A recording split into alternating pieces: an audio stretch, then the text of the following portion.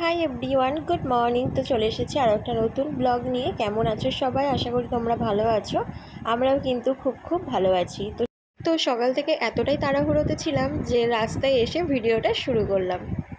তো নেমে পড়েছি কাশিমবাজার স্টেশন।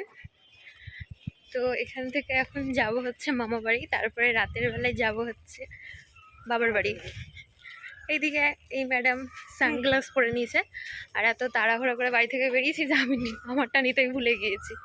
তো চলো, তো আমরা কিন্তু মামা বাড়ি চলে এসেছি। আর এসে দেখলাম এখানে হচ্ছে দিদার 3 গোপাল আর রাধাকৃষ্ণকে খুব সুন্দর করে সাজানো হয়েছে। যেহেতু বাড়িতে আজকে পুজো, সেই কারণে দেখো সবাইকে সুন্দর করে সাজানো হয়েছে। সাথে তো রজনীগন্ধার মালা পরিয়েছে, আর মালার গন্ধে পুরো ঘরটা সেন্টে ভরে গিয়েছে।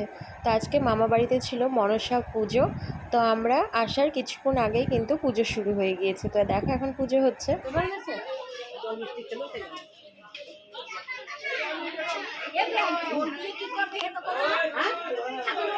তো পুজোর মাঝটুকু আর তোমাদেরকে দেখাতে পারিনি, কারণ তখন আমি একটু ঘুমাচ্ছিলাম, যেহেতু আমার প্রচণ্ড মাথা যন্ত্রণা করছিলো সেই কারণে। তো দেখো এখন সবাই ছবি তুলছে, যেহেতু পুজো শেষ হয়ে গিয়েছে। তো এখানে ছিল সেজো মামির মা আর যে দিদুন দাঁড়িয়ে আছে। তো এখন সবাই ছবি তুলছে, যেহেতু একটু পরেই ঠাকুরকে আবার বিসর্জন দিতে যাবে সবাই মিলে, সেই কারণে। তো ছবি টবি তো সবার কমপ্লিট। এখন দেখো মাকে বের করা হচ্ছে। তো এখন সবাই মিলে বরণ করবে, বরণ করে মাকে আবার সবাই মিলে আমরা যাব বিসর্জন দিতে। তো মামা বাড়িতে দেখি যে যেদিনই পুজো হয় সেই দিনই বিসর্জন দিয়ে দেয়, যেহেতু মানতের পুজো সেই কারণে। আর জানো তো আজকে না ভীষণ গরমও পড়েছে, তার সাথে রোদের তাপটাও আছে। যেহেতু দুপুরবেলায় এসেছি আমরা পুরো ওই 12টার দিকে, তখন ওই রোদের তাপটা যেন বেশি লাগছিল, সেই কারণে আমার প্রচণ্ড মাথাটা যন্ত্রণা করছিল। তাও কিন্তু মুখে আমার হাসি থাকবে, সে যতই শরীরে আমার অস্বস্তি বোধ হোক বা শরীর খারাপ করুক। তো এখন দেখো মাকে বরণ করা হবে। তো বরণ করার সাথে সাথে পরে কিন্তু মেজো মামি আর বড় মামি মিলে কিন্তু দারুণ নাচ করেছে, সেটাও তোমাদের সাথে একটু শেয়ার করেই দিব। তো এখন দেখো বড় মামি মাকে বরণ করে নিচ্ছে। আর মায়ের মূর্তিটা দেখতে ভীষণই সুন্দর লাগছিল, তোমাদেরকে সেটা আমি একটু পরেই দেখাচ্ছি। আর এদিকে দেখো যেহেতু এখানে ঢাক বাজছে, তো এখানে এই ছোটো মামার মেয়ে নাচ করছে। আর এদিকে দেখো আমার এক দেওরের মেয়ে তো তিতলির কোলে আছে, ও কিন্তু নাচ দেখছে। তো এবার দেখো মায়ের কাছে চলে এসেছি, আর তোমাদেরকে কাছ থেকে দেখালাম মায়ের মুখটা কিন্তু ভীষণই মিষ্টি।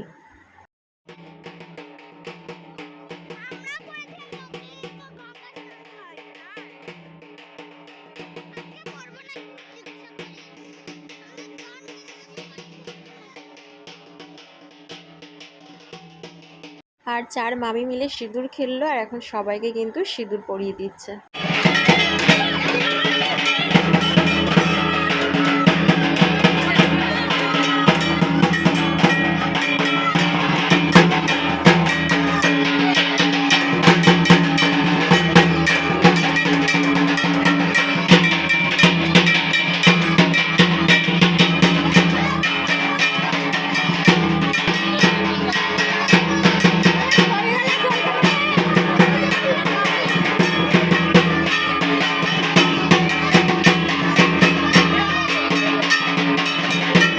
অনেক তো নাচ গান হলো, এখন মাকে বিসর্জনের পালা। তো দেখো গাড়িতে উঠিয়ে নিয়েছে, এখন আমরা সবাই মিলে মাকে বিসর্জন দিতে যাব। তো বিসর্জনের সাথে সাথে মনটাও খুব খারাপ করছে।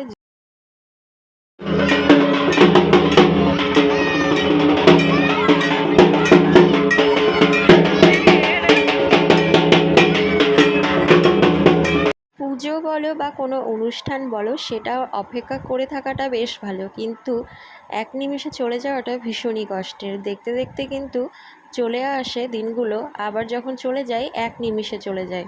তো আমরা এখন চলে এসেছি পুকুর ধারে। তো মাকে এখন নিচে নিয়ে যাওয়া হচ্ছে। তো যখন থেকে এসেছি তখন থেকেই কিন্তু আমরা সবাই মিলে এতটা আনন্দ করেছি কি বলবো, সারা দিনটা আমাদের বেশ ভালোই কেটে গিয়েছে।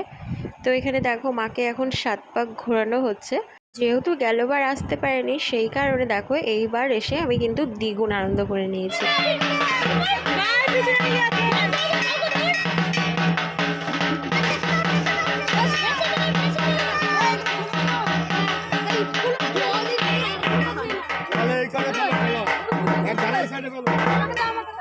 চলো মায়ের তো বিসর্জন শেষ, তো আমরা নিচে নেমেছিলাম আর বাকিরা কিন্তু উপরেই আছে। পুজো পুজো পুজো শেষ। পুজো বলো বা কোনো অনুষ্ঠান বলো, বেশ ভালোই লাগে। বাড়িতে যখন লোকজন আসে, সবাই যখন এক জায়গায় হয়, আনন্দটা কিন্তু দ্বিগুণ হয়ে যায়। তো এটা হচ্ছে আমার দেওরের মেয়ে, তো ওকে নিয়ে দেখো আমি একটু এই দিকটাতে চলে এসেছি। ও কারণ কান্না করছিল, আর ও যেহেতু আমাকে খুব একটা চেনে না, মাঝে মাঝে আমাকে দেখে আবার মুখটা ভুলে যায়, তো সেই কারণে ওকে দেখো মোবাইল দেখিয়ে আমার কাছে রেখেছিলাম। তো এখন আমরা সবাই মিলে চলে এসেছি বাড়ি। আর এদিকে ছোটো মামি আর হচ্ছে সেজো মামি মিলে প্রসাদ দিবে, তাই প্রসাদ দেওয়ার ব্যবস্থা করছে। যেহেতু পুজোর পরপর কাউকে প্রসাদ দেওয়া হয়নি, ঢাকবালা বাড়ি চলে যাবে বলে আগে মাকে বিসর্জন দেওয়া হয়েছে, তারপরে কিন্তু এখন প্রসাদ খাবো। তো দেখো আমি কিন্তু নিয়ে নিয়েছি প্রসাদ, আর পুজোর প্রসাদ খেতে তো দারুণই লাগে। তো সন্ধ্যাবেলায় দেখো আমরা সবাই মিলে এসেছিলাম হচ্ছে একটা শাড়ির দোকানে।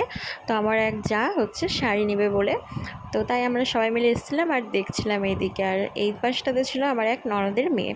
তো এর মাঝে আমরা প্রচুর আনন্দ করেছি, যেগুলো তোমাদের সাথে আর শেয়ার করা হয়নি। তো এরপরে দেখো আমার বড় এসেছিলো রাত্রিবেলায়, তো এখন সবাই মিলে আমরা খেতে বসে পড়েছি। আর খিচুড়ি প্রসাদ কি বলবো, ঠাকুরের প্রসাদ মানে আমার কাছে অমৃত। তো চলে আজকের মতো ভিডিওটা এখানেই শেষ করলাম।